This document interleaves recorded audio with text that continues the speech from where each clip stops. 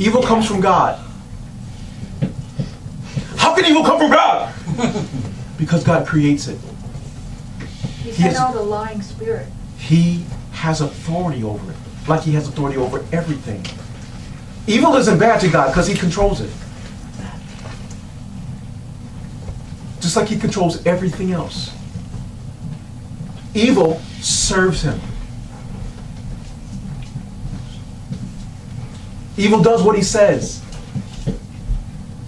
Evil is subject to him. When he says, okay, evil, you can go so far and stop. Evil can go so far and it stops. And you, child of God, if you belong to him, if you're subject to him, he gives you the ability to have authority over evil because he has authority over you. Evil obeys you because evil obeys God. Because evil, like the sun, like the moon, like the darkness, is created. And anything that's created is under authority. As long as you choose to employ Jehovah as your God, you being under his authority makes them under yours.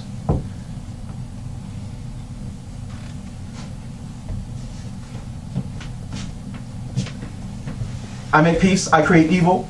And just in case you didn't know, I, the Lord, do all these things because he's just that big. He's just that bad. He's just that God.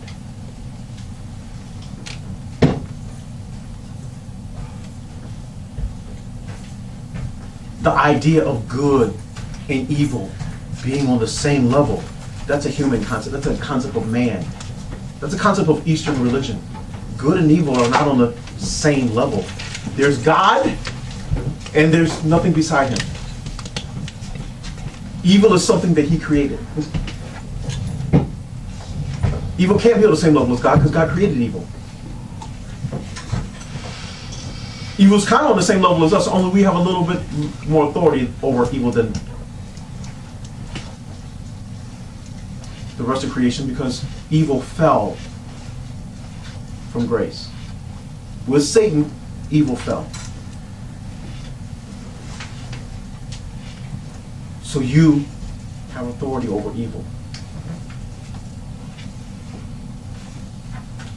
You walk with the authority of God. You can walk into darkness. But David said, he said, yea, though I walk through the valley of the shadow of death. I don't fear any evil. Because I'm under authority. God's my Father. I can walk in light with the same confidence as I can walk in darkness. Because I'm the same child and he's the same God. Whether the light is on, whether the light is off, I walk with the same confidence. Because he's the same God. He has the same rule. His law works. His power works. And he's applying for this position. Here's his resume. Believe him, accept him, and walk in authority. Or be tricked by the enemy, keep falling into pits, and figure it out later. Because whether you figure it out now or figure it out later, he's still right. He's the right man for the job. He's the King of Kings. And when you're subject to that truth, you're going to obey him. You will. Not because he makes you obey me, but because you want him as your king. Because you're tired of serving the flesh. Because you're tired of the emptiness of being in the world by yourself. It does not have to be. You can live under the rule of the Almighty. And when I say Almighty, I mean Almighty. You could live subject to a power that has all power. And his presence is everywhere. You can never be anywhere without him. It really baffles the mind why people would not choose to serve him every day. But Satan's a deceiver. He's real. And people subject themselves to all kinds of spirits, all kinds of drugs, all kinds of things, all kinds of altered states, just to try to fool them and trick them out of following God and following his rule. People go to parties and wake up with bruises and don't know how the bruises got there. Because Satan doesn't want you to live. He wants you to suffer and enjoy being punished. Jesus said, I came that you might have life and that more abundantly.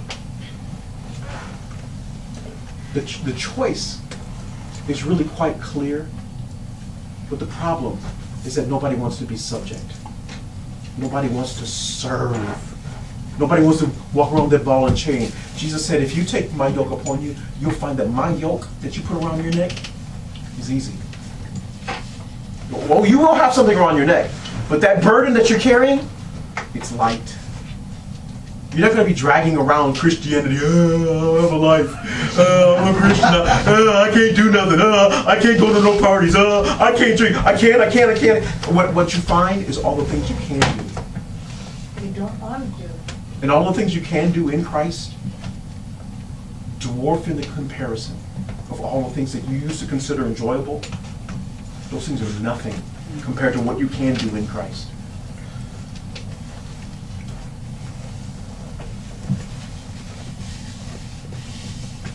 But it's really your decision to make. I can't make it for you. Your friends, your relatives. And you can't fool anybody either, because if you think, this is the good part.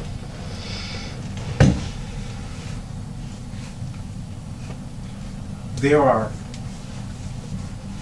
people that go to church that are not servants of God. I know it.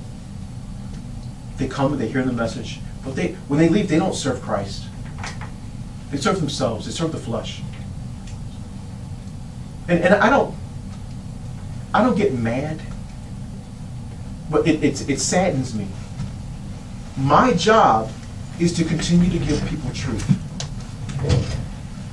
I can't twist your arm and make you live it. I can show you how it's lived. I can't make you live it. But I can simply expose you to the power and the truth to help you make the decision when you don't see me. When you feel like you're on your own, you can choose in your own mind to serve God. You can. You're not that weak that you can't serve God. You're not that tarnished that you can't serve God. You're not that blemished that you can't serve God. God said, come to me, everybody, that if you're laden, you're heavy laden with sin and a past and stuff that happened to you, and God says, I want that. I want to be in your life. But you've got to open up that door.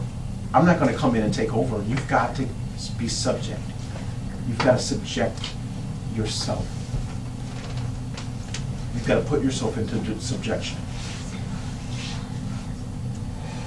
My lovelies, that's the lesson today. That's the lesson today. I want you to know that I will always be here for you. God will always be here with you. But you've got to choose to be a subject. You've got to choose to serve. And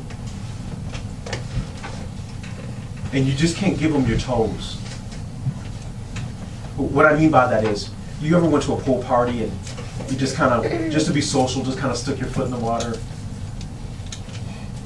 He wants you to jump in with both feet. He wants you to be submerged in this life. He sent his son, and his son died, and they buried him. That you can't find more of a commitment than that. But he did that so you don't have to.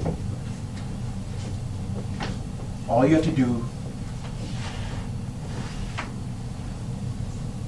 is stamp the resume, employed, and say, okay, God, you're the guy. I choose you. I'm going to follow you and commit to that decision. Because everything starts with your decision. Amen? Amen. All right.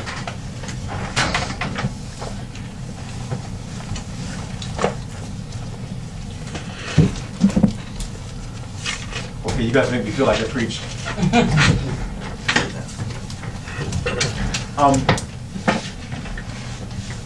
Just in the interest of time, just give me one thing that resonates with you. And if you want to